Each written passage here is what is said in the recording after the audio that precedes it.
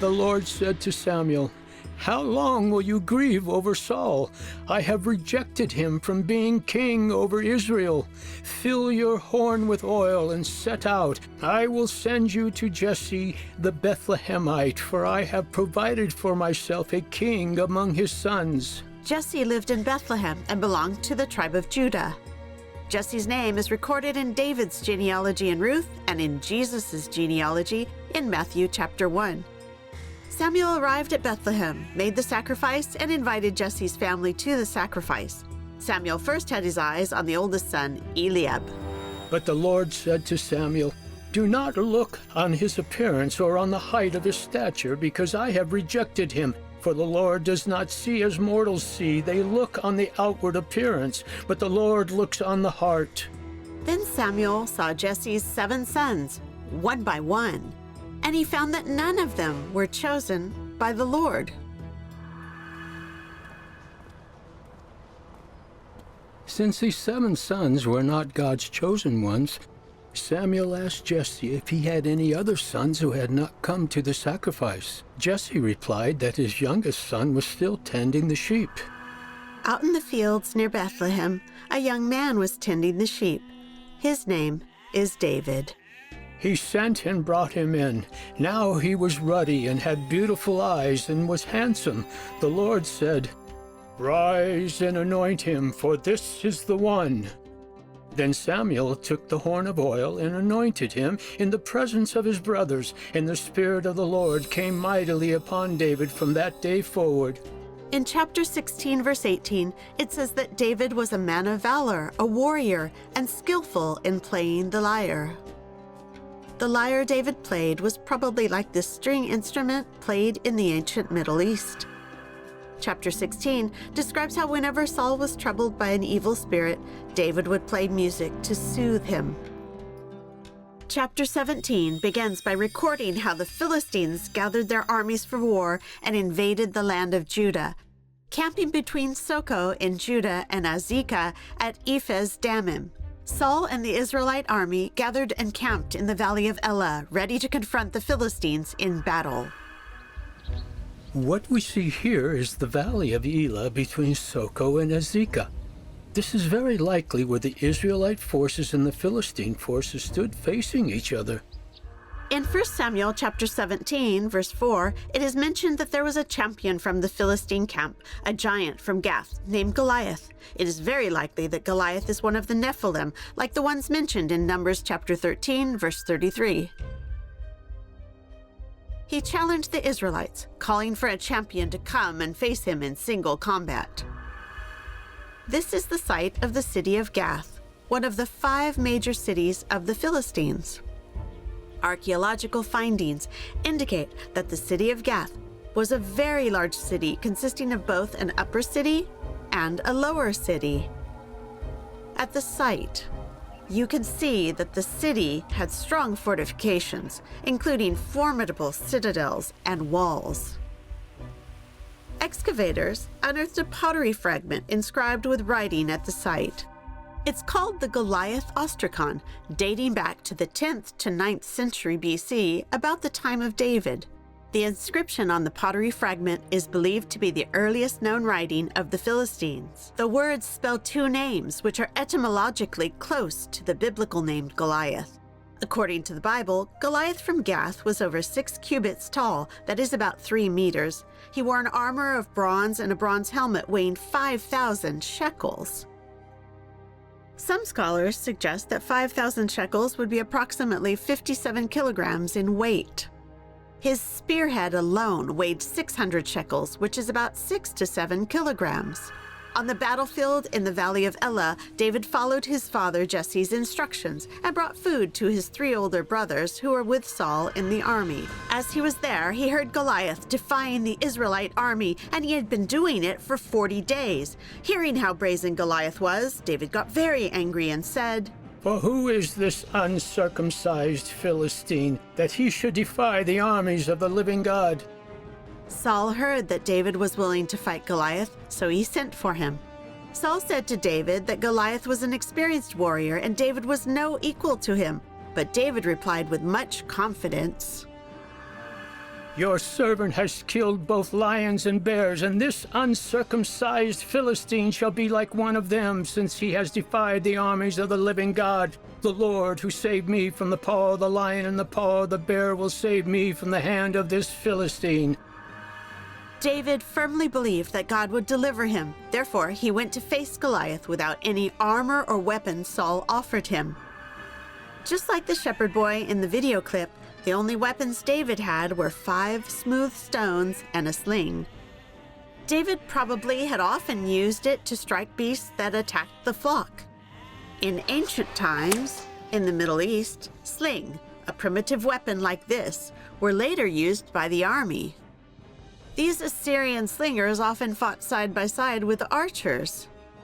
The stones launched from a sling could reach speeds of up to 150 kilometers per hour, inflicting significant damage.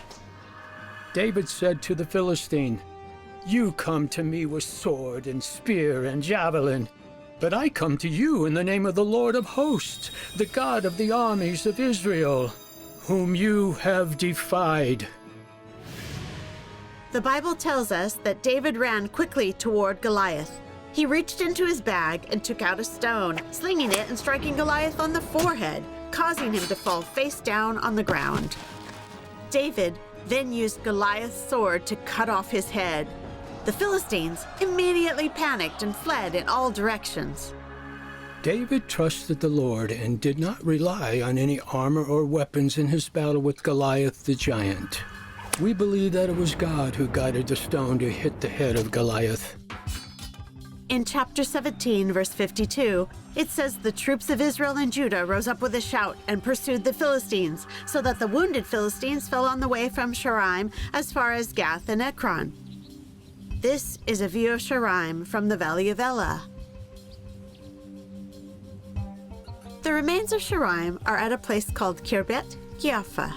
Biblical archaeologists have identified Kirbet Kiafa as the biblical city Shaaraim. Shaaraim means 2 gates in Hebrew.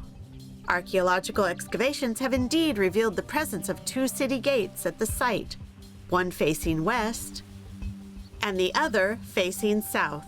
Both gates date back to the period between 1000 and 925 BC, the time of David and Solomon. This is the south gate of Shaaraim. In the plain we see down there is the valley of Elah. The brown hill in the distance is Soko. This is an aerial view of the archaeological site of Soko. From another aerial photograph, you can see that opposite Soko is Shaaraim. This is the west gate of Shaaraim, and behind me is Azekah. The west gate of Shaaraim faces Azekah. To the right, there is the Philistine plain, and to the left is the valley of Elah. Both Shaaraim and Azekah are fortified cities guarding the entrance from the valley of Elah into the Judean hill country, so they are also known as Elah fortresses. It is a rather large fortress. Inside the gate of the west gate, there are guard rooms on both sides. If the gate is breached, the soldiers in the defensive rooms can still attack the enemies entering the city from both sides. An ostracon was found in one of the chambers and was dated to David's time. The ostracon is called the Kirbet Kiafa ostracon, with the ink writings on it.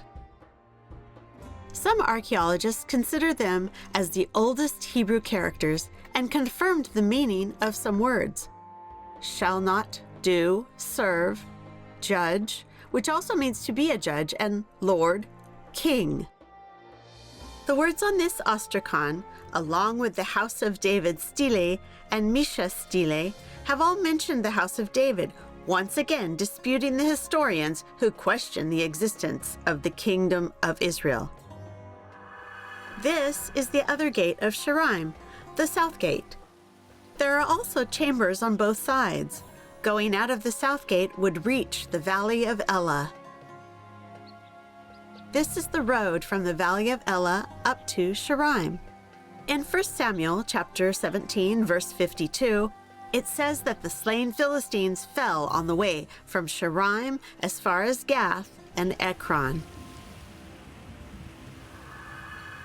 And the women sang to one another as they made merry. Saul has killed his thousands and David his 10,000s.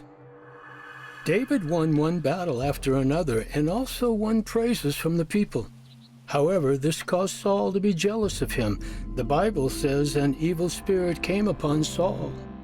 David narrowly escaped being killed by Saul with a spear on 2 occasions.